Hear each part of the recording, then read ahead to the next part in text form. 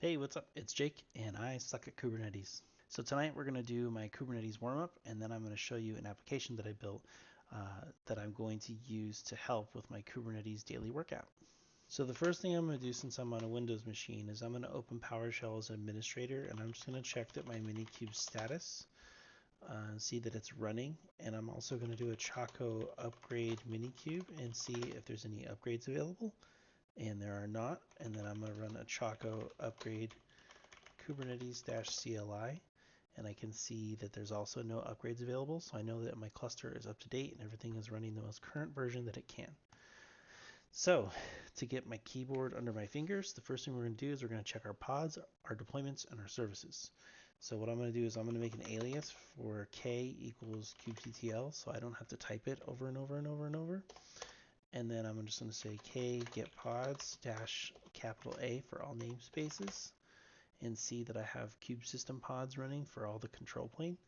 I'm going to run a k get deployments in all namespaces and see I have one deployment for core DNS in the kube system namespace, and then a k get svc-a and see I have two services, both cluster IP, one in the default namespace and one in the kube system namespace.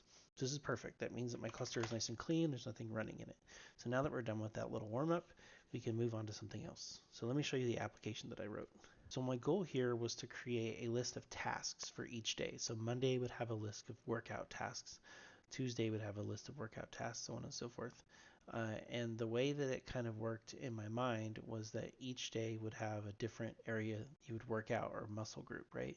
So maybe pods and deployments is Monday, but maybe security and something in RBAC is on another day, and so on and so forth. And then on Sunday, I'm just going to repeat the hardest day. So I needed a way to kind of list these things out so that I can just pull it up and start checking stuff off, because who doesn't love a good checklist? So everything I did, I built in a Python virtual environment, tested locally, and then containerized, and now everything is running in two containers. I have my FastAPI SQLAlchemy stuff in one container, and then I have my Postgres database running on a persistent volume in my other container. So that's how I have it set up, and everything's run with Docker Compose. So I should be able to just run Docker Compose build, and then we can build out our application. And then I can run Docker Compose, compose up, and this will bring up our application, got our database running, all that other stuff. So the two things I learned today also were, well, I learned a lot today. I had to learn FastAPI for the first time. I had to learn SQLAlchemy for the first time. I've messed around with Postgres before, but not a whole lot. Installed pgadmin 4. But one thing I learned was about Swagger UI and Redoc. So let me show you what that is. So here I can see we can go to, let me copy this, and we can go to a browser tab, and we're going to go to localhost on port 8000, and I should get a simple return message, welcome to the daily checklist app, which I'm going to change this to something else. But if you go to /docs, this is the Swagger UI that shows you all of the routes that I created and what they do. So we're just going to run through this and do some quick tests. But before we do that, I want to show you Redoc. So Redoc is another option you can use. Looks a little different. Basically does the same thing, but you may or may not choose to use Redoc or Swagger UI. But for the rest of this video, I'm going to use the Swagger UI. Hopefully I'm not going too fast. So first thing I'm going to do is I'm going to get all my tasks.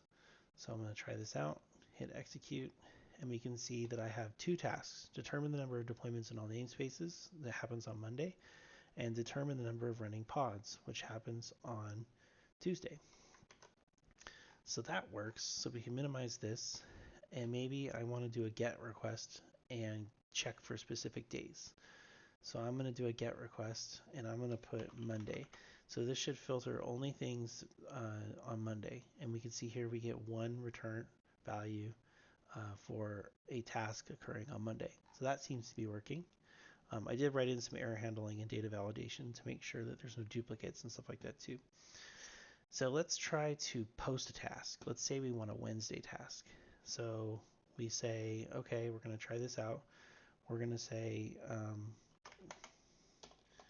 determine the number of services in all namespaces.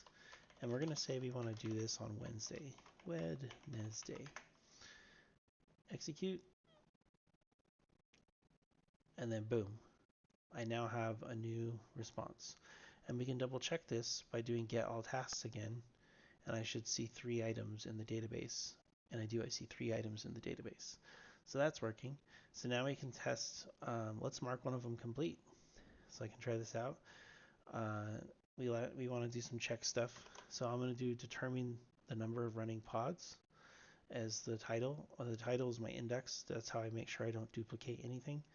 I do execute, and we can see here, task determine number of running pods marked as complete. And this updates the database. There's a Boolean value in the database for completed. So that seems to be working. I have a put route that updates task title. So if I wanted to update a title, I could try it out. And let's say I have the title determine the number of running pods. I want to change it to something else. So I would leave that there, and in the title I would put determine the number of running pods in all namespaces, for example. And I want this to happen on Monday. I hit execute, and we can see here that this has been updated in the database. And let's say I want to delete one. I put in the title, let's try it out. I put in the title in all namespaces. I hit execute, and it says it's been deleted successfully. So if I wanted to check this, I can go to pgadmin and do a little refresh, and we can see that I used to have 3, but now I have 2 items in the database. So I can confirm that everything in pgadmin is connected and everything is working. And it took me about 4 hours to write all this, and I basically just used basic knowledge of Python, and I used ChatGPT and just kind of designed it as I went. So that's all the functionality of my site. I look forward to expanding on this in the future and actually using this application and hosting it in Kubernetes, which will be super fun because I'll get to use my checklist for Kubernetes on Kubernetes. So there you go. If you have any questions, let me know. All of my code is in my GitHub repo. I'll put a link in the description of this video. And yeah, my name's Jake, and I suck at Kubernetes.